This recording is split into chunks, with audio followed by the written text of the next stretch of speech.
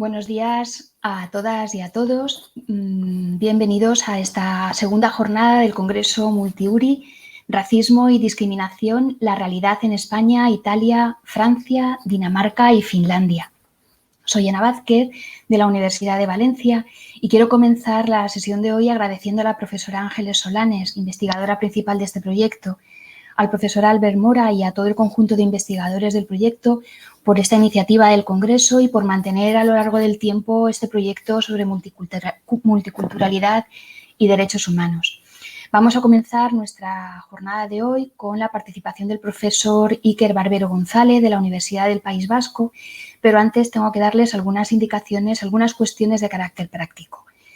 En primer lugar, quisiera recordarles que tienen un selector de calidad en el reproductor y pueden mejorar y aumentar la calidad de imagen, sobre todo especialmente para aquellas personas que están siguiendo la conexión a través de Wi-Fi.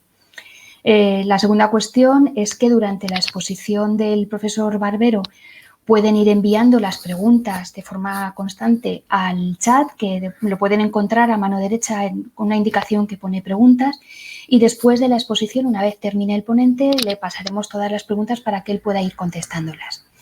Y por último, si quieren ponerse en contacto con la profesora Ángeles Solanes o con cualquier investigador del proyecto y de las personas que están participando en este congreso, pueden hacerlo escribiendo al correo multiuri.idh@gmail.com. Lo tienen en pantalla y fíjense que hay dos i juntas, ¿de acuerdo? Multiuri.idh del Instituto de Derechos Humanos.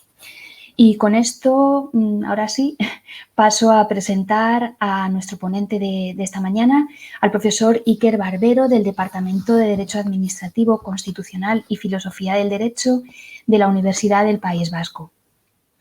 Es licenciado en Derecho, máster internacional en Sociología Jurídica, especialista universitario en Migraciones y doctor por la Universidad del País Vasco. Ha desarrollado una amplia actividad investigadora en el campo de las migraciones, las fronteras y los derechos humanos desde la perspectiva jurídica.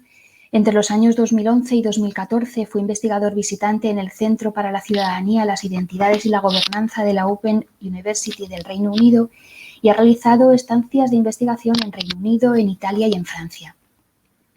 Es autor de diversas obras en materia de sociología jurídica, derecho migratorio y de extranjería, y entre las que podríamos citar Globalización, Estado y Ciudadanía, un análisis sociojurídico del movimiento sin papeles, o también la insuficiencia de mecanismos de denuncia efectiva ante la vulneración de derechos fundamentales en los procedimientos de deportación de extranjeros.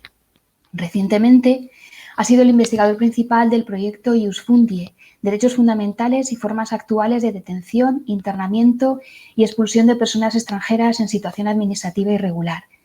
Actualmente es el investigador principal también del proyecto Transiteus, Migrantes en Tránsito en el País Vasco, diagnóstico y propuestas desde una perspectiva garantista.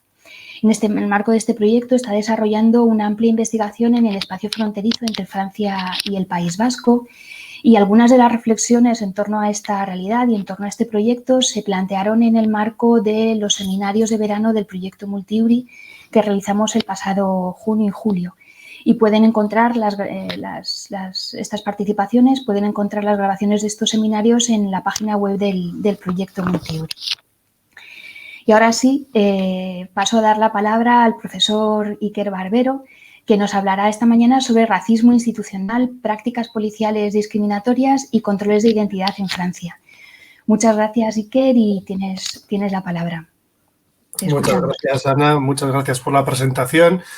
Y muchas gracias a todas las personas que hacéis posible este congreso, al equipo técnico, al equipo investigador, en especial a la profesora Ángeles Solanes, pues por haber organizado este seminario, este congreso, por haber contado conmigo y bueno, que podamos seguir durante muchos años organizando, espero que ya en una versión más presencial, ¿no? Seguir viéndonos y seguir participando.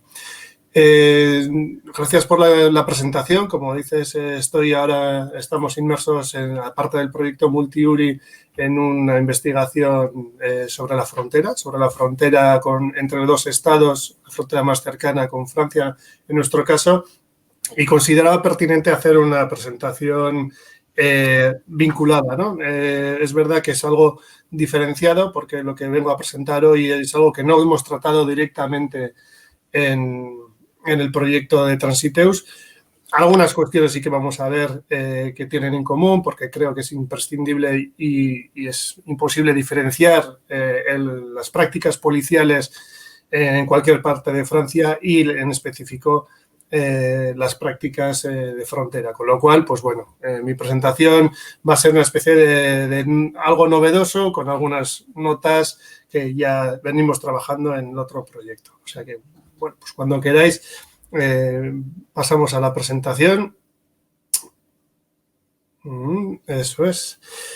Bueno, pues como decía, mi presentación se titula Racismo institucional, prácticas policiales discriminatorias y controles de identidad en Francia, ¿no? Una panorámica. El objetivo de esta ponencia, entre otras cuestiones, es hacer un análisis del estado de la cuestión en materia de controles de identidad en Francia. Por un lado, me apetecía mirar, por un lado, a cómo está la regulación, cómo está regulado el tema de los controles de identidad, pero luego lado también ver las consecuencias empíricas, las consecuencias personales y luego el debate, ¿no? El debate que hay en torno a los controles de identidad en Francia, que ya llevan muchos años tratando este tema. Luego vamos a hacer una especie como de evolución histórica y cuál es el reflejo, ¿no? El reflejo en la sociedad, el reflejo en el debate académico. Por tanto, permitidme que comience la presentación con una frase, ¿no? Una frase que describe muy bien la realidad en Francia, ¿no? Francia es un país de inmigración que se ignora a sí misma, dice Dominique Schnapper. Esta frase lo que viene a hacer es sustituir cualquier intento de dar cifras de cuánta población hay extranjera, de origen extranjero, de diferentes orígenes nacionales en Francia. Francia, sin duda, es un país diverso. Muchos países, prácticamente diría que ya todos los países en nuestro entorno o en el mundo entero son diversos.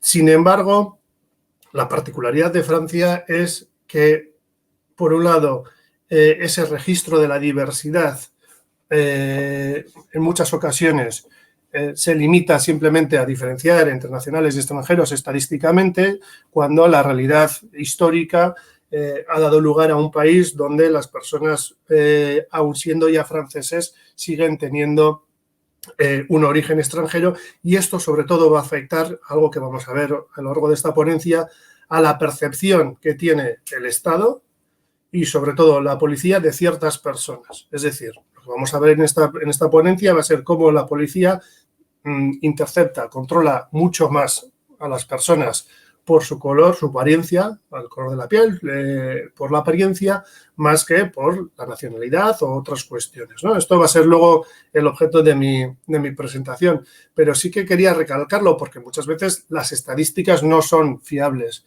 no se recoge muchas veces el origen nacional. Por tanto, más allá de traer unas cifras ciertamente imprecisas, prefiero partir de esta frase de Dominique Schnapper porque efectivamente refleja que Francia durante muchísimos años ha recibido, digo, muchísimos años más que el Estado español, que es relativamente joven, ¿no? En este sentido. Francia lleva muchos años, sin embargo, en muchos aspectos, sobre todo la parte más formal, jurídica, que tiene consecuencias sociales, se ignora ese pasado de inmigración y, si me permitís, un pasado también colonial, ¿no? Decía que vamos a hablar de los controles de identidad, esos controles que realiza la policía por perfil racial, pero quiero presentar o comenzar a arrancar esta ponencia hablando de un hecho muy relevante que demuestra que efectivamente en Francia es un tema actual. 6 entidades, entre las que podríamos mencionar algunas más conocidas, Amnistía Internacional, Human Rights Watch, entre otros, han lanzado una primera acción colectiva contra todo un Estado. No estamos hablando de una acción judicial en el órgano judicial que corresponda por el foro, sino una acción legal colectiva contra el Estado francés por discriminación policial. Es un mecanismo que está previsto en la Ley de Modernización de la Justicia y lo que viene a dar es la capacidad de que un grupo de personas que colectivamente sufran una misma discriminación se remitan primero al gobierno, y veis ahí ya que en enero del 2001 enviaron un aviso, un escrito al primer ministro y a los ministros de Interior y de Justicia, dándoles un plazo para que tomasen medidas que acabaran con esas prácticas discriminatorias sistémicas. Ante un vacío de respuesta, ante un silencio, se optó en una segunda fase, ya más reciente, para enviar ya un documento de 450 páginas al Consejo de Estado. El Consejo de Estado es el máximo órgano tribunal administrativo. Y a día de hoy, pues después de un examen de esa documentación, el tribunal puede directamente preguntarle al Estado cuáles son las medidas que va a optar para solucionar esta discriminación, pero también, y es interesante, que puede ser el propio tribunal quien tome decisiones y marque cuáles son las pautas a seguir para acabar con esa discriminación. Bueno, creo que es importante hacer una especie como de marco conceptual o marco teórico. Una vez que ya hemos hablado de la actualidad, ya nos hemos contextualizado en Francia, pero sí que es necesario hacer una especie de marco, ¿no? Y además traigo una resolución, un informe de la Alta Comisionada de las Naciones Unidas para los Derechos Humanos bastante reciente, del 1 de junio de este mismo año, que se refiere a la protección la promoción y la protección de los derechos humanos de las personas afrodescendientes cuando sufren violaciones por parte de agentes del orden. Me parecía muy pertinente a este respecto. Es verdad que se limita a personas africanas y afrodescendientes, pero es que al final, en gran medida, de lo que estamos hablando, las personas que sufren este tipo de vejaciones en el Estado francés, en general, no solo, pero en general son personas de origen africano o afrodescendientes, ¿no? Que luego vamos a hablar también de eso. Traigo la definición de racismo sistémico que el propio informe lo equipara a estructural e institucional. Ya sé que ayer la profesora María José y también Daniel hicieron una muy buena delimitación, diferenciación de los distintos tipos de racismos, pero en este caso me parecía pertinente porque además incluye algo que se hablaba ayer, que es que son, bueno, pues ese sistema complejo de políticas, leyes, prácticas, actitudes institucionales, pero también del sector privado y estructuras sociales, ¿no? Eso que hablábamos ayer del tema de las culturas, bueno, pues todo eso combinado da lugar a la discriminación, distinción, exclusión, restricción de todas las personas que tienen un origen nacional o étnico específico, ¿no? Y aquí introduce esa vertiente que luego también vamos a hablar con el tema del colonialismo, ¿no?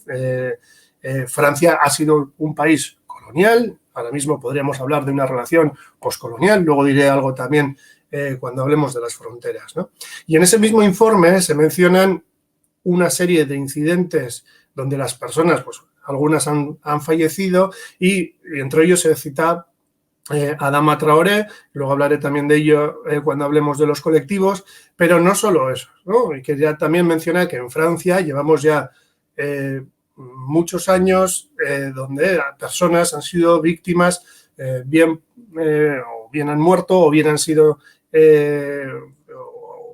han recibido abusos policiales y hay una lista que merece ser mencionada, más allá de cifras, ¿no? Creo que es más humano traer los nombres, ¿no? Y efectivamente, seguramente aquí faltarán más nombres, ¿no? O que han pasado desapercibidos o que a mí se me han escapado. Bueno, siguiendo con el mapa conceptual, creo que cuando hablamos de controles de identidad, que luego pasaré a comentar con más detalle, creo que tenemos que hablar del gran campo del racial profiling o el ethnic profiling, ¿no? Ese gran campo donde de estudios, pero también de análisis, donde la policía emplea generalizaciones, perfiles, para llevar a cabo, tomar decisiones prácticas, investigaciones diríamos, tarea habitual, que es la criminalidad, ¿no? Pero que muchas de esas ocasiones no tienen ese objetivo de acabar con la criminalidad, sino que, como veremos luego, va más allá y lo que busca es, bueno, pues un control o una gestión de ciertos grupos, un sometimiento incluso, como vamos a decir, ¿no? Bueno, dentro de todo el ámbito del racial profiling, la Agencia Europea para los Derechos Fundamentales hace una lista, ¿no? Y donde incluye los controles de identidad, pero también las redadas masivas, el registro de vehículos, las operaciones de vigilancia, todo el tema, también se hablaba ayer, todo el tema de automatización de datos, archivos, todo el tema de la protección de datos queda aquí en entredicho cuando se crean perfiles. Luego vamos a hablar de eso.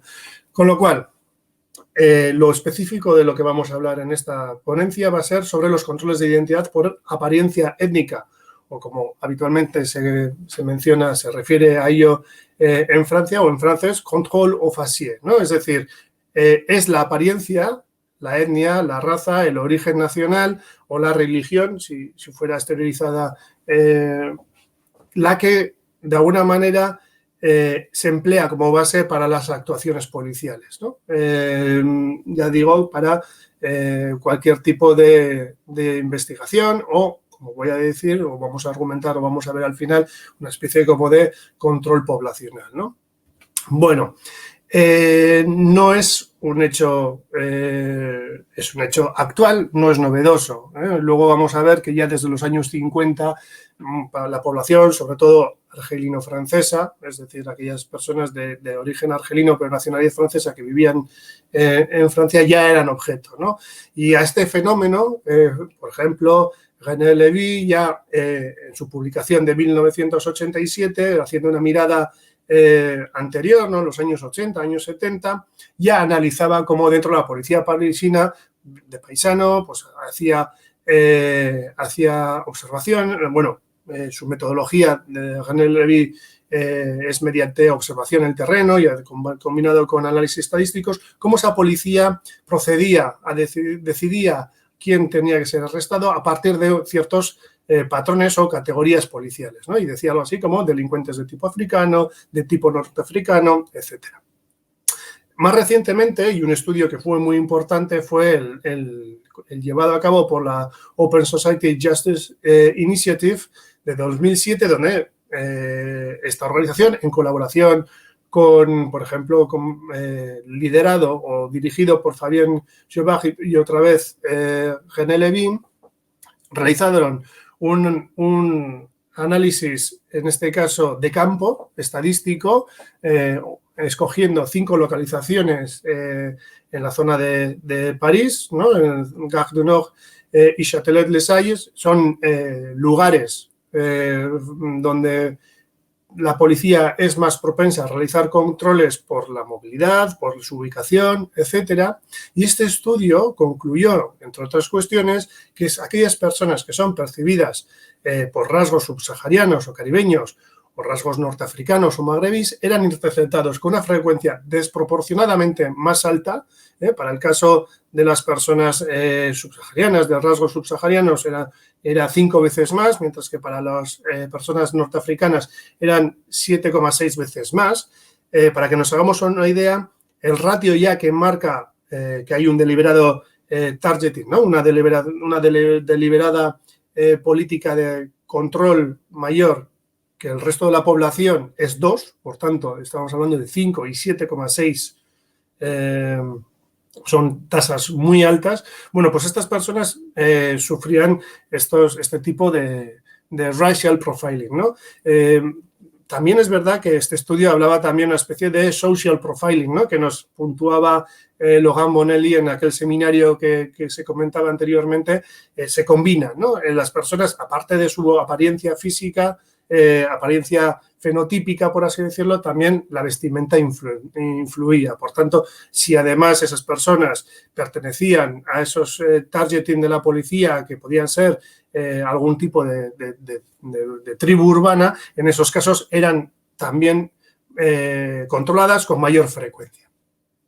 Es importante también mencionar la investigación del 2016 del Defensor des Droits, es decir, el defensor del pueblo francés, donde a partir de una encuesta a 5.000 personas, una vez más, aquellos jóvenes hombres percibidos como negros o árabes sufrían un mayor control, pero es que al mismo tiempo en esos controles luego exteriorizaban que habían sido víctimas de un trato muy informal por parte de la policía, habían sufrido insultos, brutalidad en la práctica policial. Y esto nos lleva a otra visión tal vez más cualitativa, que creo que es importante compaginarla con lo cuantitativo, que es, por ejemplo, el estudio de Blanchard, que titula Contrôle aux faciès, ceremonias de la degradación, ¿no? Creo que ese concepto es muy interesante tener en cuenta, el tema de la ceremonia, los rituales,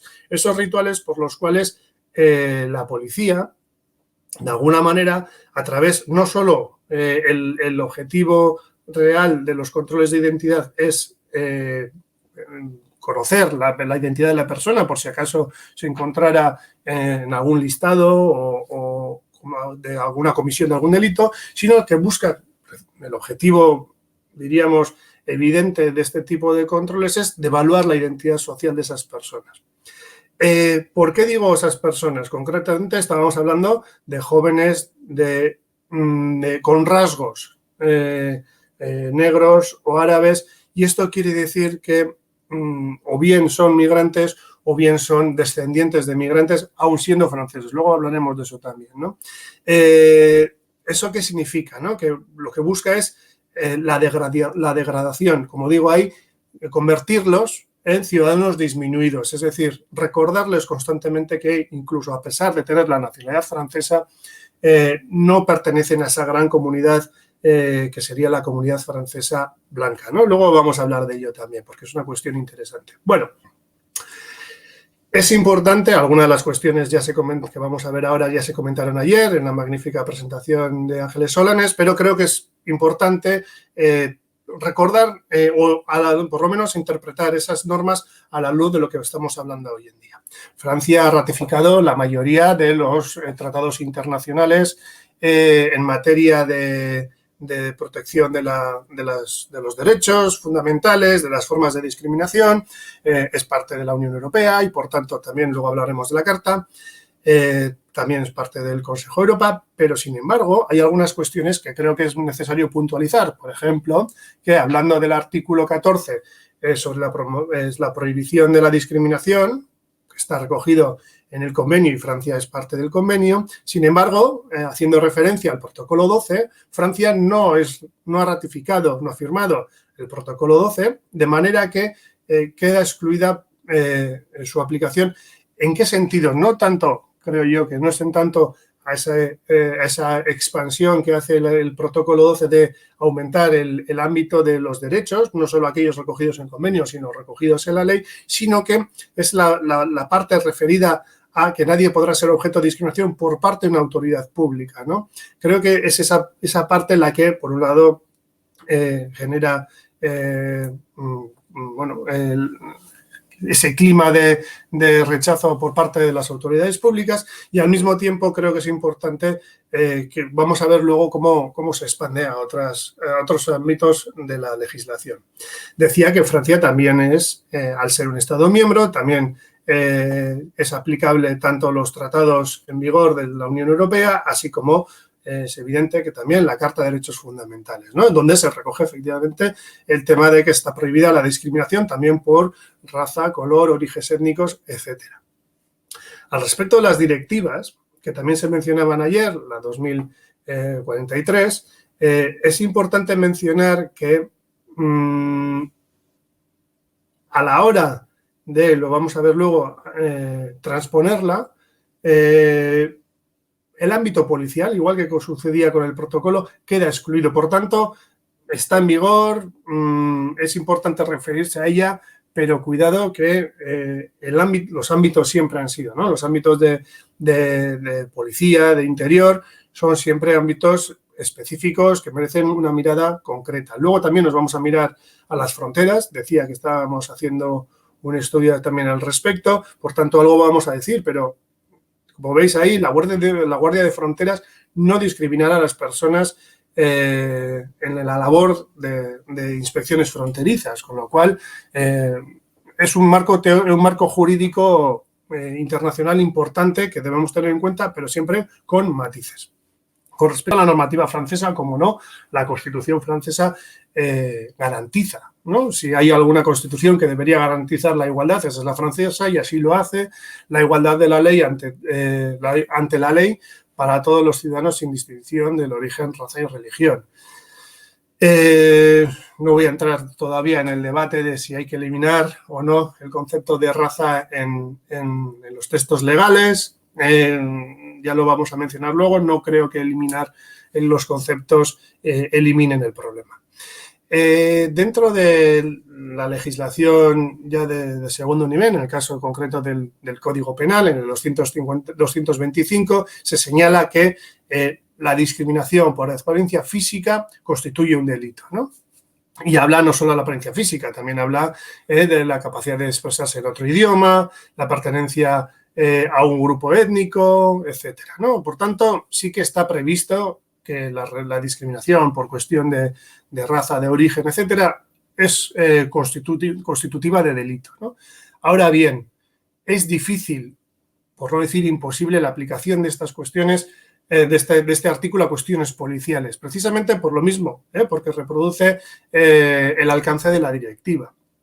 Esto no quiere decir que en Francia ni se persigan los delitos por discriminación, tampoco en el ámbito policial. Soy consciente de que hay denuncias y sentencias en las cuales se reconoce el delito de apariencias o el delito de officier. Y también es verdad que Francia lleva muchos años emitiendo una serie de normativas de lucha contra el racismo, para reprimir los propósitos racistas. Podéis ver ahí una serie de normativas que precisamente algunas de ellas, por ejemplo, como podéis ver, surgen en algunos contextos específicos, ¿no? Como podéis ver, la del año 72, surgen en contextos en los cuales trabajadores extranjeros, sobre todo argelinos, portugueses y franceses de ultramar, sufrían ataques racistas, ¿no? Y esto, lo vamos a ver, generaba una serie de contestación social. Bueno, voy a ir avanzando para tener tiempo para el debate, pero también es importante, si hay algún artículo, es importante mencionar que si hay algún artículo cuando se habla de controles de identidad o control officier en francés, es el 78, ¿no? Del Código del Procedimiento Penal, que es, sobre todo en su versión 1 o 2, habla de los controles de identidad en las condiciones que establece la ley y para las autoridades policiales. Es decir, están recogidos, están regulados y de alguna manera están permitidos los controles de identidad, ¿no? Para desarrollar esa actividad policial. Ahora bien, como veremos luego, no pueden ser discriminatorios. ¿Cómo se recogen, cómo están previstos estos controles de identidad? Bueno, pues para personas que se cree que ha podido cometer una infracción, personas que estén preparando cometer un delito, si fuera necesario que esa persona se identifique para proporcionar información. O sea, hay un elenco de situaciones en las cuales está prevista que la actuación policial, bien sea para la investigación o para prevenir la comisión de un delito, la policía proceda, ¿no? Luego hay una perspectiva más concreta, que es el propio fiscal de ese distrito quien puede ordenar que de alguna manera más aleatoria o discriminatoria, si se me permite, o arbitraria, realice controles de identidad en lugares específicos. Puede ser, por ejemplo, una calle o un barrio que por su naturaleza tenga especial interés el fiscal en analizar o en comprobar la identidad de esas personas. Luego también, en ese mismo artículo, se habla de controles de identidad por cuestiones de terrorismo, cuestiones de narcotráfico, y también habla de controles de identidad en la frontera. Luego lo vamos a hablar porque creo que merece un momento de debate o de atención específica. Aparte de los controles de identidad recogidos en este artículo, también se habla de la verificación de la identité o de identité, que sería el traslado a comisaría para verificar en las bases de datos o de otro modo la identidad de esa persona. Y finalmente el registro de identidad, ¿no? El registro de identidad se diferencia del control de identidad porque simplemente es verificar la identidad, saber, no tanto registrar esa identidad, simplemente se trata de saber que esa persona tiene ese nombre o esa, y es la que diferencia, por ejemplo, es una técnica, diríamos, de segundo grado o mucho más light, que se concede a la policía municipal y a la policía, perdón, a la seguridad privada, ¿vale? A quienes no se les reconoce el derecho a realizar controles de identidad. Por tanto, si alguien sufriera un control de identidad por parte de policía municipal o seguridad privada, se estaría extralimitando en sus competencias, ¿no?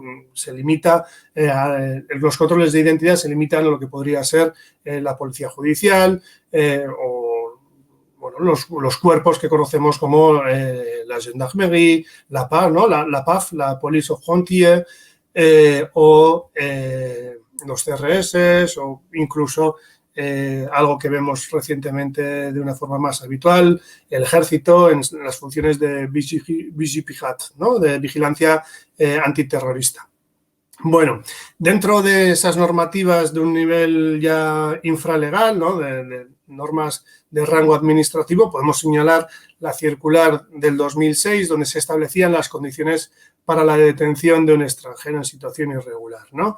Es una circular, dentro de los objetivos de la circular, sobre todo era dar a conocer a los distintos agentes y cuerpos de seguridad cómo realizar esas labores de detención de un extranjero en situación irregular, y como nota a destacar, incluso preveía la posibilidad de realizar controles cerca de viviendas o de albergues o barrios donde se pueden localizar personas en situación irregular. Y finalmente quiero referirme a un hecho que es de rabiosa actualidad, que es la forma en que no teniendo competencias para realizar controles de identidad, ni siquiera en los términos que hablábamos del registro de identidad, los conductores de transportes públicos de alguna manera están realizando controles de identidad de forma indirecta cuando a la hora de verificar los billetes de viaje y también los test anti-COVID solicitan a la persona que se identifique, ¿no? En cierto modo podríamos pensar que es lógico para ver si esa persona cuando presenta un billete de viaje, pero también test de antígenos o test de PCRs realmente corresponden a esa persona, pero de alguna manera es verdad que la población que es objeto de esas verificaciones de la identidad, vamos a plantearlos en esos términos, puede sentirse que ya se le está controlando, que es, por ejemplo, aquí en la frontera, ya es una frontera más que deben superar, ¿no? Por tanto, no está recogido en esos términos de control de identidad, pero se convierten, al fin y al cabo, en controles de identidad. Bueno, hablaba ahora mismo de las fronteras, de los controles de identidad, y efectivamente el antiguo 611 del CESEDA, ¿no? Del Código de Estancia de Extranjeros en Francia, lo que sería la Ley de Extranjería, lo que pasa que en Francia se le denomina el Código CESEDA. El antiguo 611 prevé, por un lado, la obligación de todo extranjero de presentar documentos que demuestren que está permitido y autorizado para viajar o transitar o permanecer en Francia, pero añade siempre que la policía, cuando realice esa solicitud, se deduzca de elementos objetivos ajenos a su condición extranjera, lo que podríamos entender que es que no por el hecho de ser negro o con rasgos árabes o de cualquier otro tipo deberían ser los que fundamentan esa solicitud de documentación, ¿no? Luego vamos a hablar de ello a ese respecto. Este CESEDA prevé la detención para verificar la identidad, pero siempre con ciertas limitaciones, ¿no? Garantías, por ejemplo, temporales, que no pueden exceder las 24 horas. Ojo, en el Estado español son 72 horas, con lo cual ya aquí hay una diferencia entre ambos estados, ¿no? El tema del idioma, que es importante que la persona cuando es detenida sepa, comprenda el idioma, porque no estamos aquí hablando de posibles ciudadanos franceses o personas que se han criado en Francia, sino que estamos hablando de fronteras o lugares donde se intercepta a personas migrantes, ¿no? Por supuesto, el derecho a un abogado, un intérprete, un médico, persona de confianza, contactar con el consulado, esas garantías que asisten en general a las personas detenidas, pero concretamente a las personas que tienen esa particularidad de extranjeros, ¿no? Se le permite a la policía registrar el equipaje, tomar fotografías y huellas dactilares para o bien contrastarlo con Eurodac, con otras bases de datos, el sistema de información Schengen, o por si acaso, si no estuvieran recogidos, para incluirlo en esas bases, ¿no? Y por supuesto estas personas, siendo personas interceptadas y detenidas por cuestiones administrativas, como es la extranjería, no tiene sentido que sean, al carecer ese concepto de peligrosidad, compartir celdas con, vamos a llamarlos detenidos comunes por otras cuestiones criminales, y por supuesto no someterles a inmovilizaciones por esposas o grilletes, y dice la ley, salvo que sea peligroso o intente huir, ¿no? Conceptos indeterminados que muchas veces dan lugar a vejaciones, ¿no? Volviendo al Código de Procedimiento Penal que he mencionado en la diapositiva anterior, habla en ese 78.2 de que es posible verificar la identidad no solo en el puesto fronterizo, en esa línea demarcadora del cambio de jurisdicción entre estados, sino que también lo expande a 20 kilómetros desde la línea fronteriza, ¿no? Así como puertos, aeropuertos, estaciones de ferrocarril, etcétera, ¿no? En un artículo que publiqué el año pasado hablaba de la frontera total en Francia, ¿no? Francia se ha convertido, a partir de este artículo y otras leyes promulgadas recientemente, Francia se ha convertido en una frontera total, en el sentido de que no solamente una persona puede considerarse que está a salvo una vez franqueada esa línea de demarcación fronteriza, sino que en cualquier lugar, es decir, pensando en la frontera entre el Estado francés y el Estado español, Pau, Toulouse, Bordeaux, Lyon, una vez cientos de kilómetros transcurrida la frontera ya en el territorio, sigue estando una persona, puede ser objeto de control fronterizo. Y es importante reseñar que ese control no puede ser sistemático, ¿vale? Sistemático me refiero aquí, me remito a la sentencia del Tribunal Europeo de Derechos Humanos Melke Abdelli contra Francia, perdón, hay un error, no es el Tribunal Europeo de Derechos Humanos, sino el Tribunal de Justicia de la Unión Europea, ¿vale? Luego en la publicación ya se corregirá, pero a la hora de teclear el PowerPoint me refería a otro órgano. Es el Tribunal de Justicia de la Unión Europea. Hablando de tribunales de justicia, el Tribunal Constitucional francés en distintas ocasiones se ha referido a todo lo que es los controles de inmigración, nunca deben estar basados en indicadores discriminatorios. También lo ha dicho el Tribunal de Casación, que la extranjería no puede ser un elemento determinante. Sin embargo, aquí está la ambigüedad jurisprudencial cuando tribunales inferiores sí que han considerado que hablar en otro idioma, la vestimenta exótica, tocar instrumentos folk, etcétera, o incluso participar en una manifestación de migrantes en situación irregular puede ser un elemento que la policía puede tener en cuenta a la hora de a la hora de determinar si va a intervenir o no, pedir documentación, controlar, etcétera, ¿no?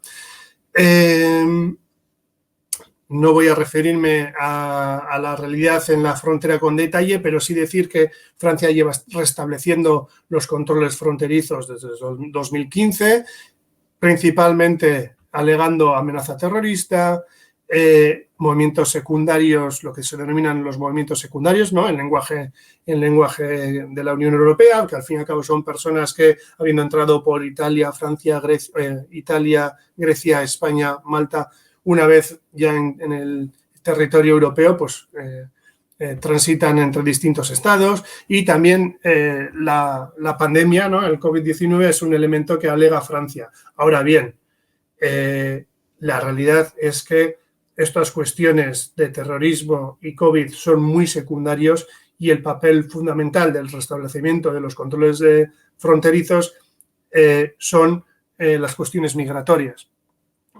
Decía que he estado haciendo una estancia en Francia recientemente y manteniendo todavía las labores de trabajo de campo en la zona de Irún-Hendaya, que es el paso fronterizo que más cerca nos toca, y esos controles de identidad son muy selectivos. ¿Selectivos en qué sentido? Que son solo para subsaharianos y magrebís. De todas las 20 veces que he podido pasar yo en los últimos 15 días por las distintas fronteras, ni una vez he sido objeto de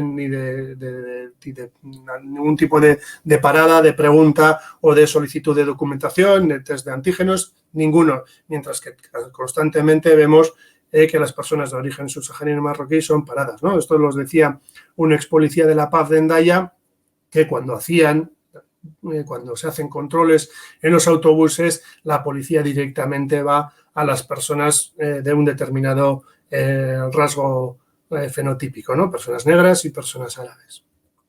Bueno, hablando de normativa, ayer también se mencionaba el concepto de soft law. Creo que es importante tener en cuenta, pues, los códigos deontológicos de la Policía Nacional, de la Gendarmerie, que también tiene su versión en la Policía Municipal, pero bueno, como un ejemplo traigo aquí que está recogido todo el tema de la imparcialidad a la hora de interceptar de aproximarse a las personas, también los controles de identidad, cuando la ley los utiliza, debe realizarlos sin apoyarse en ninguna característica física, ¿no?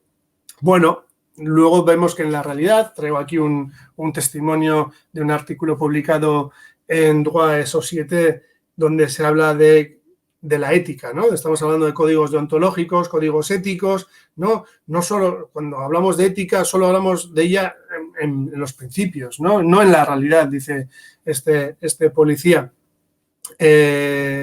Cuando sus jefes les dicen lo que tienes que hacer es buscar cifras, ¿no? Tenemos requisiciones del artículo 78 para buscar armas, explosivos, drogas, migrantes, y se nos dice que traigamos principalmente migrantes irregulares. Si no lo hacemos, porque aplicamos la ética, se nos dice, no has hecho lo suficiente. Entonces vamos a la salida de la estación y no somos imparciales. Sería hipócrita decirlo. Principalmente controlamos personas de color, negros, pakistaníes, y ahí nuestros jefes están contentos, ¿no? Y luego nos hablan de ética. Aquí es muy importante tener en cuenta que en la labor policial las cifras, ¿no? La política de cifras en materia policial es muy importante. Lo hemos visto también en el Estado español, donde se habla de cifras. Es necesario complementar o llevar a cabo un número X de resultados, ¿no? De detenciones, en el tema de la frontera, de no admisiones o de refoulement d'entrée. Por tanto, se opta mucho por llevarlo a ese ámbito de las cifras, ¿no? Bueno, dentro de la legislación podríamos mencionar distintos mecanismos de control ante esos controles que se podrían calificar de discriminatorios. Por tanto, cuando hablamos de la regulación de los controles de identidad, creo que es importante ser conscientes de que existen una serie de mecanismos, de recursos, los cuales las personas que han sido víctimas de esos controles discriminatorios podrían recurrir. Vamos a hablar, por un lado, del recurso de los servicios de inspección interna, tanto de la Policía Nacional como de la Gendarmería, donde las cifras nos hablan de que en torno a 10.000 personas en 2019 se aproximaron, ¿no? Con un aumento con respecto del año anterior, ¿no? Sobre todo se refiere a comportamientos brutales, falta de respeto, etcétera. Sin embargo, luego vemos que en un porcentaje importante es archivado, un 14%. Luego un 86% deriva en investigaciones internas, con lo que eso de falta de transparencia puede derivar. Y finalmente solo un 3% fue procesado, ¿no? Por lo que el órgano que es el encargado de llevar a cabo este procedimiento de inspección, ¿no? También es verdad que se puede recurrir al defensor de derechos, que siendo miembro de la Comisión Nacional de Deontología de la Seguridad, pues bueno, es el encargado de recoger, pero se limita a un aviso, ¿no? Una especie como de llamada de atención de que posteriormente es de ejecución gubernativa discrecional.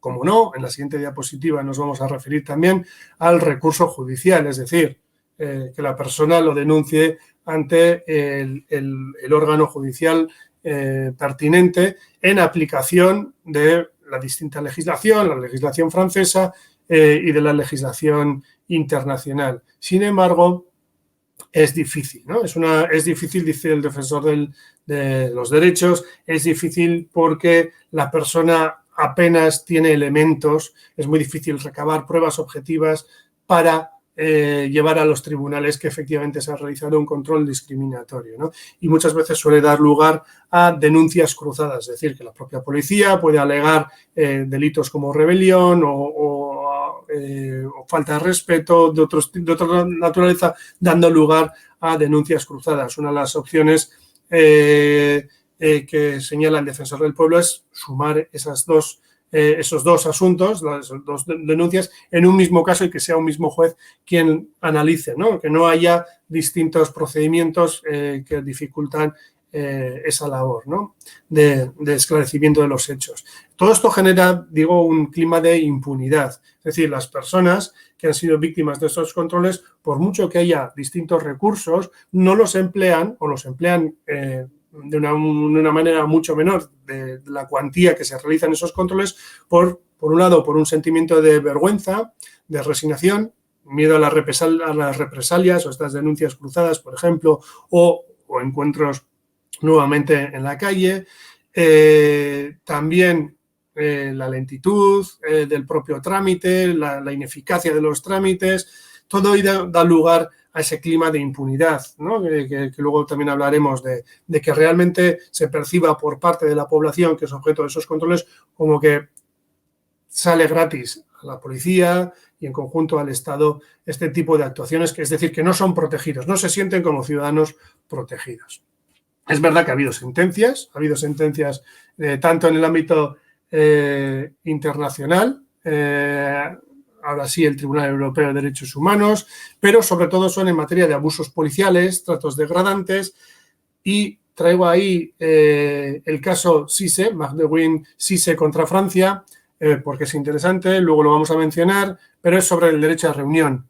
Esas personas cuando fueron controladas no se cuestiona si fueron controladas por su perfil, sino que se habla ahí del derecho de reunión de los sin papeles, de las sans-papiers en este caso, ¿no? Luego vamos a hablar de ello. Sí que ha habido distintas sentencias del Tribunal Constitucional, del Consejo Constitucional francés, sobre los controles de identidad a los que ya me he referido, y creo que es importante traer dos sentencias más recientes del 2016, donde el Tribunal de Casación, analizando el caso de 13 muchachos que habían sido interceptados por su apariencia física, en primera instancia algunos de ellos sí que se les reconoce que habían sido controles discriminatorios, pero algunos de ellos otros no. Entonces, por ahí que se recurra en casación. Y finalmente, en 2016, llega una sentencia que ha tenido un eco muy importante, que es que por primera vez se determina que ese control de identidad es discriminatorio y se señala como responsable al Estado. Eso sí, el tribunal llama la atención que es difícil hacer formular las denuncias por la falta de trazabilidad, ¿no? La investigación judicial se ve limitada precisamente por esa falta de trazabilidad. Y por otro lado también señala que este tribunal que es interesante la existencia de estudios de información estadística a la que ya me he referido anteriormente, ese estudio de Open Society o los estudios del Defensor de los Derechos, porque dan lugar o de alguna manera ya dan por probados que no es una cuestión puntual, individualizada de un policía contra una persona, sino que es algo más estructural, más sistémico, que es precisamente lo que estamos hablando, ¿no? De discriminación institucional de carácter sistémico, de carácter generalizado, ¿no? Más recientemente, en este junio del 2021, también nuevamente el Tribunal de Apelación de París ha condenado al Estado también por controles de identidad, por faltas graves, contra 3 jóvenes que en la estación en la estación del norte de París habían sido objetos de controles de identidad cuando esos 3 chicos se encontraban en un grupo escolar mucho más grande y solamente se les controlaron a ellos.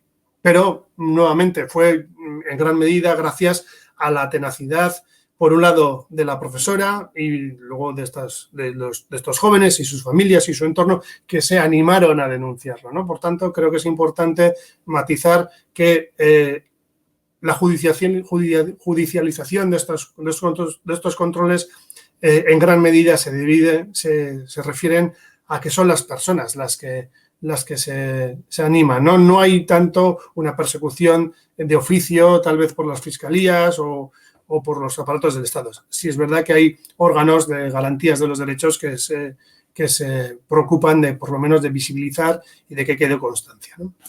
Bueno, todo esto da lugar a una situación social, un malestar social, sobre todo por parte de colectivos que se refleja, ¿no? en manifestaciones, en protestas, y por eso creo que es importante traer un breve repertorio de la protesta, ¿no? Tanto en esta diapositiva como la siguiente sobre el debate que hay actualmente en torno al racismo y al antirracismo, es siempre teniendo en consideración que estamos bastante limitados de tiempo y no puedo traer ni todos los debates ni todos los hechos, pero simplemente vemos que desde los años 50 hasta la actualidad ha habido momentos de mayor tensión, de mayor contestación social, precisamente muy vinculados a los controles de identidad y a esos momentos de discriminación policial por cuestiones de origen, rasgos étnicos, etcétera, ¿no? Por ejemplo, ya en los años 50 había una campaña contra las detenciones por cuestiones de identidad. Había Blanchard, ese autor que mencionaba, que hablaba de esa práctica policial de romper permisos a los musulmanes franceses, sobre todo de origen argelino, ¿no? Ese romper permisos iba en esa lógica que hablaba antes de esos rituales de la humillación, de la degradación, ¿no? Durante años de humillaciones, finalmente estalla en el año 83 en la marcha contra el racismo y por la igualdad de derechos, ¿no? Esos ciudadanos franceses de origen argelino o nacidos ya en el Estado francés se rebelan, ¿no? Irrumpen, adquieren esa subjetividad política y se organizan de una forma muy humilde, ¿no? A través de una marcha, ¿no? Y es verdad que ese movimiento en ese momento puntual adquirió mucha fuerza y luego, sin embargo, por distintas desavenencias, distintas faltas de liderazgos, etcétera, perdió de alguna manera fuelle, vamos a decirlo, y que fue, esto puede ser discutido en distintos momentos, fue aprovechado por Sosracismo, la versión francesa de SOS Racisme, para adquirir protagonismo, ¿no? Y en cierto modo decía que fue polémica por su vinculación a instancias políticas del Partido Socialista e incluso del gobierno, ¿no? en el año 96, ya hablábamos de los sans-papiers, cuando irrumpen ocupando iglesias, que cuando fueron desalojados es en este momento que fueron controlados o facie, ¿no? Ahí no, el Tribunal el Tribunal Europeo de Derechos Humanos no entró a ver si estos controles habían sido discriminatorios o no, pero bueno, creo que era importante mencionarlo, ¿no? Aquellos, nos acordamos del 2005, cuando se generalizó en las distintas banlieues del Estado francés la quema de coches, ¿no? Y es en el momento en el que surgen los indígenas de la República, ¿no? Tanto en su versión de movimiento y ahora como partido político, que va a tener mucha influencia en el debate sobre el racismo, el antirracismo en Francia. También es importante mencionar el comité Adama, ¿no? El comité La Vérité pour Adama, donde esa convocatoria o ese llamamiento a la manifestación de la Francia insumisa, de alguna manera, pues hacía referencia a unir a la cuestión social al racismo, ¿no? También esa cuestión racial, ¿no?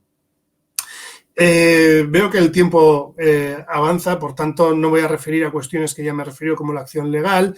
Muy brevemente voy a referirme al actual debate, porque no podríamos hablar de los controles de identidad sin referirnos al actual debate, sobre todo ese debate que hay actualmente entre el racismo, lo que podríamos llamar antirracismo republicano y antirracismo decolonial o racializado, porque para unos lo que son actuales son actuaciones policiales individualizadas y que perfectamente pueden ser cuestionadas públicamente e incluso judicialmente. Para otros es una especie como de racismo de Estado. No voy a entrar al affaire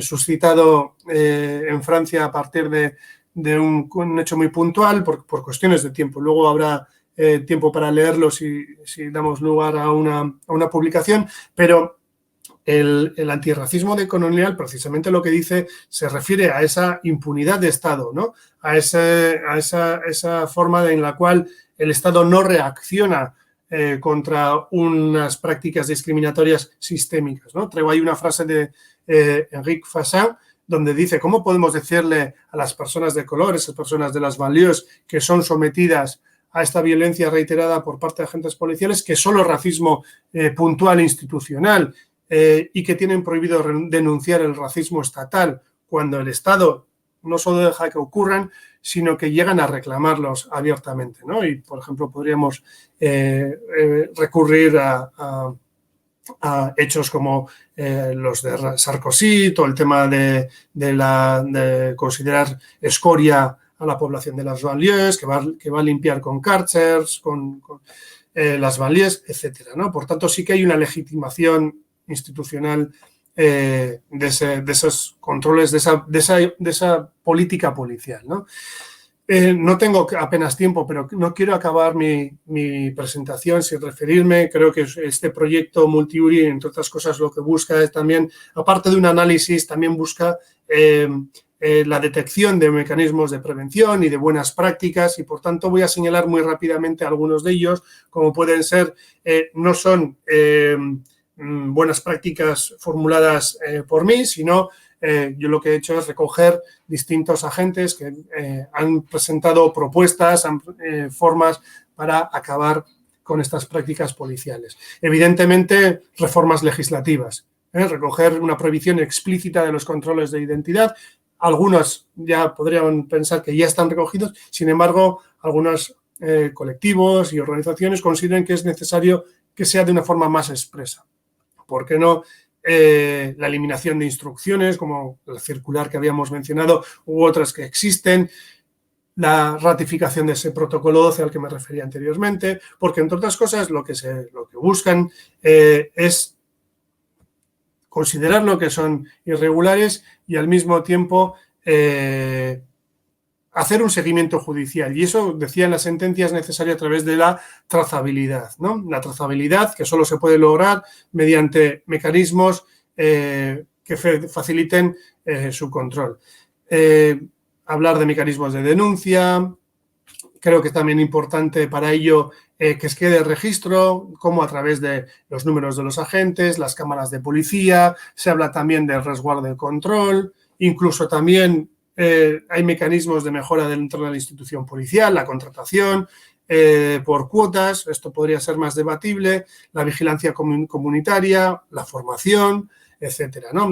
Permitidme que vaya muy rápido porque creo que es importante que tengamos, no sé si habrá tiempo para el debate, pero por lo menos que haya un mínimo de preguntas, ¿no? Y concluyo diciendo ya que los controles de identidad son injustos, son ineficaces, generan pérdida de confianza en las instituciones, no solo en la policía, en el Poder Judicial, en el Estado de Derecho, en la democracia, y esto podríamos vincularlo luego también a la radicalización, a otros tipos de extremismos, ¿no? Y finalmente considero que estos controles son discriminatorios, entre otras cosas, porque son arbitrarios y vulneran derechos fundamentales. Permitidme que acabe con esta frase refiriéndome a Foucault, donde los controles de identidad lo que hacen es jugar un papel decisivo en la gestión diferencial de los ilegalismos.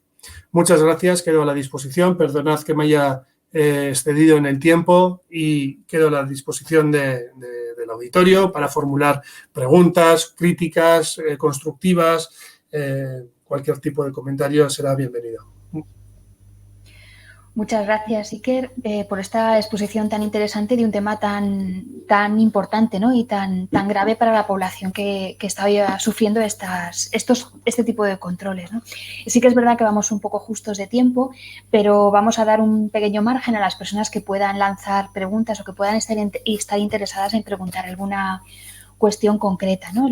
Lo pueden hacer a través del chat y mientras tanto yo sí que quisiera aprovechar pues para plantearte, bueno, es más una idea que una pregunta, ¿no? Pero la sensación que transmite lo que nos has planteado es la total impunidad por parte de la policía, ¿no? Como que el conjunto del sistema policial pueda actuar al margen de la ley cuando se refiere hacia un determinado grupo de ciudadanos, ¿no? Como que a partir de determinada identificación la policía es como una ciudad sin ley, ¿no? Se aplica una legislación o una forma de control de Estado para un tipo de población y otro tipo de control de Estado para otra, ¿no?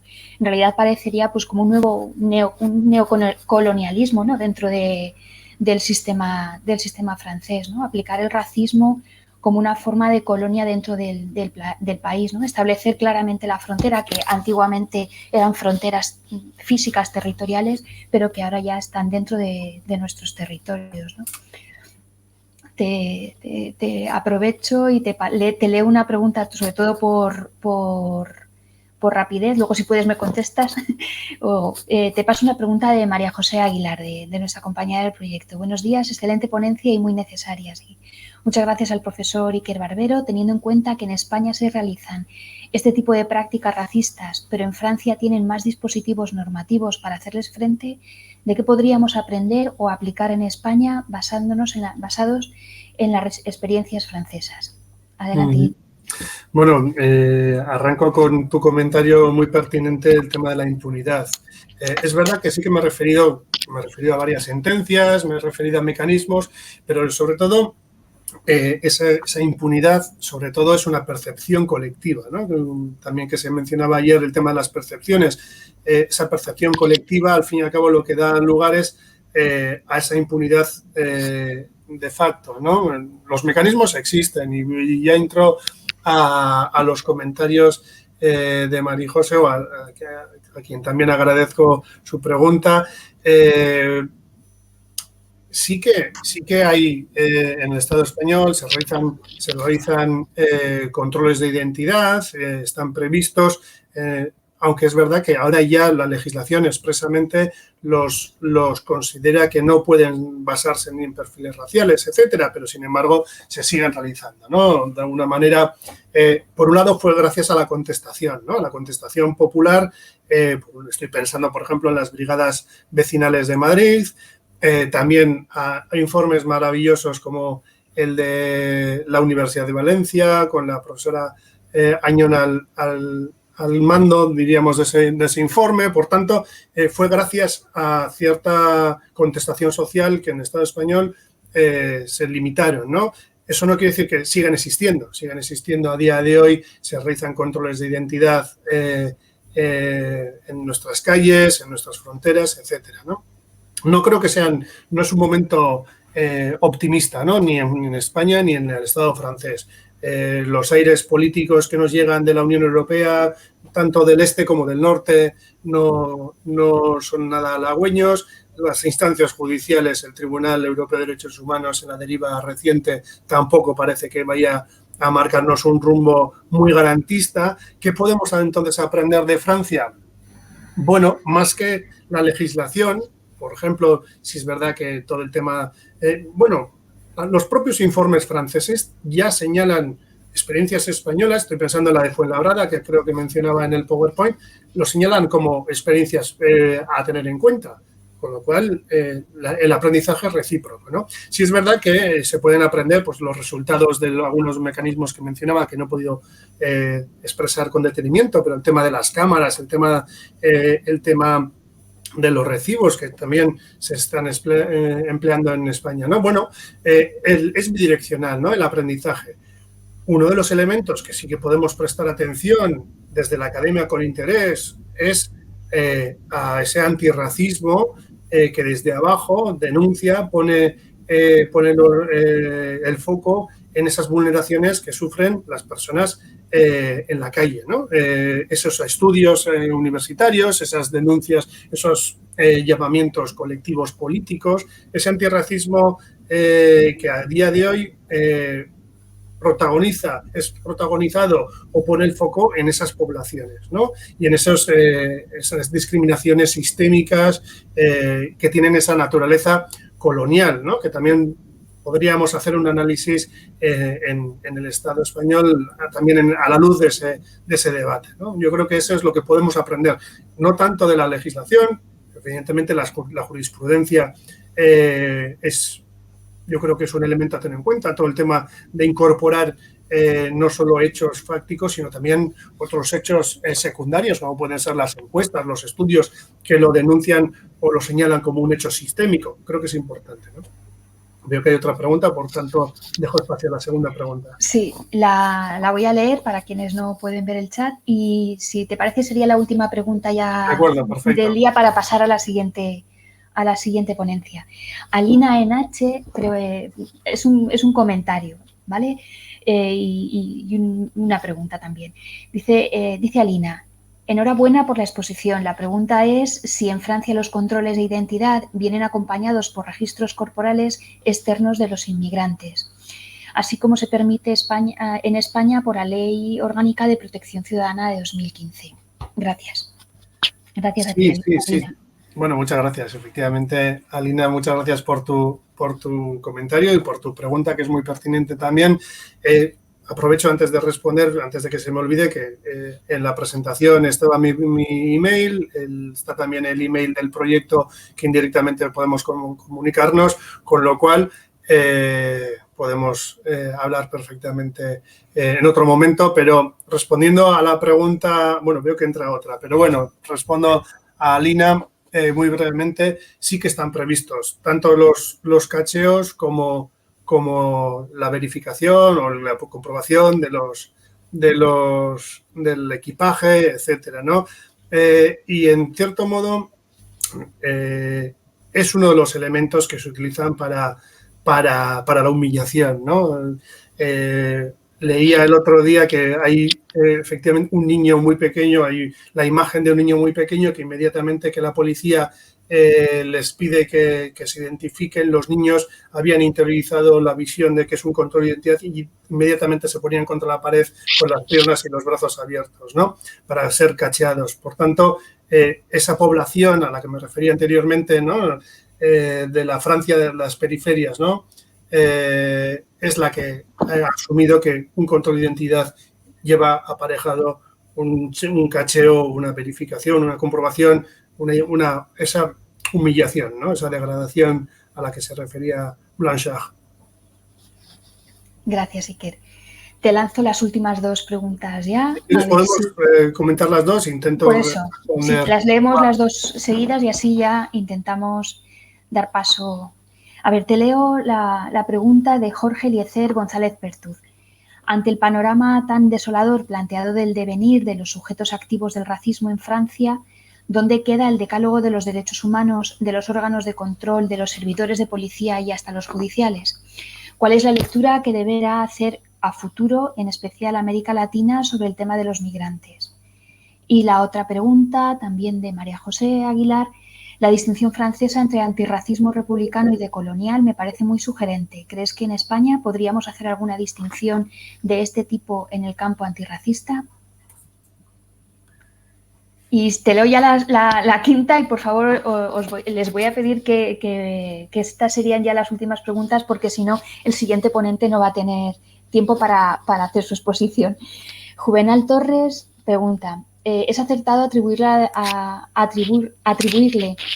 al dispositivo de la policía la carga discriminatoria ejercida sobre los no franceses, así sean sí franceses, o estamos ante cuestiones de fondo que en el caso francés pone a la policía como uno de los chivos expiatorios de una sociedad cerrada, para decirlo con palabras de Karl Popper? Y María José Aguilar te felicita por la exposición. Gracias, María. Adelante, Iker. Bueno, son preguntas muy distintas, por tanto es difícil articular un argumento común, ¿no? Pero sí que desde Latinoamérica, siempre yo creo que la mirada de otros contextos es importante, ¿no? Nosotros muchas veces miramos hacia Europa, Europa en algunos casos mira hacia Estados Unidos, y también hablábamos el otro día con Daniel, ¿no? Daniel Burashi, lo interesante que es que todo el giro decolonial, por ejemplo, lo que habla luego hablando del racismo, los distintos tipos de racismos, todo el tema decolonial no viene de Europa o no viene de Estados Unidos, sino que precisamente viene de Latinoamérica, ¿no? Creo que es importante, respondiendo a la pregunta de los derechos, por un lado, mirar a esa perspectiva decolonial, de cuál es la visión, cuál es el papel del Estado ante grupos, ante minorías, ante colectivos desfavorecidos. Luego está también el tema de la formalidad. Por mucho que haya decálogo de derechos formalizados en tratados internacionales, mecanismos previstos para el control, mecanismos judiciales, mecanismos administrativos,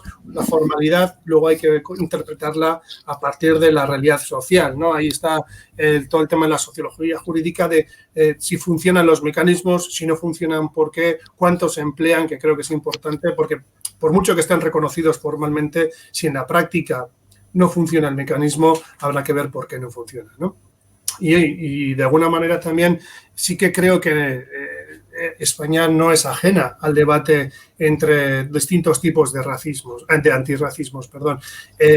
Lo vemos en la contestación social, lo vemos en algunos debates académicos, con lo cual es verdad que Francia está muchísimo más avanzado en este debate y creo que sería enriquecedor incorporar este debate también, porque es precisamente de ese debate, siempre que sea cordial y respetuoso, precisamente las partes, el antirracismo, el que sale favorecido es el antirracismo, ¿no? A veces se ve estos distintos, no polarización, porque entre medio también hay otras personas, otras posiciones, no necesariamente se trata de un debate polarizado, ¿no? Es verdad que, pues, bueno, pues en los debates siempre tendemos a señalar los distintos polos, pero sí que creo que es interesante, siempre y cuando ese debate no dé alas precisamente al racismo por la división generada en el antirracismo, ¿no?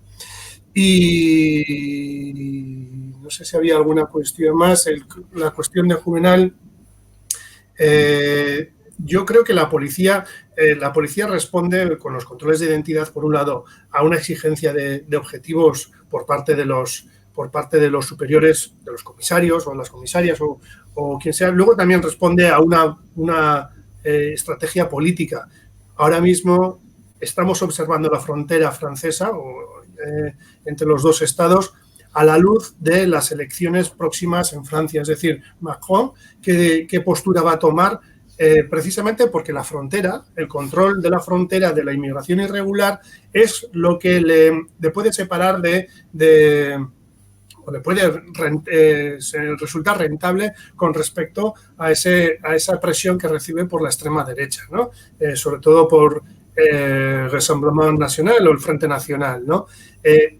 Estamos atentos a qué va a pasar cuando se aproximen las elecciones, cuál va a ser la estrategia de control fronterizo, ¿no? Por tanto, sí que tiene importancia, ¿no? De la policía. Y luego también la policía, lo constatan estudios, nos lo decía Logan Bonelli en su estudio, en su presentación del seminario, en torno al 60% de la policía reconoce ser votante de la extrema derecha, ¿no?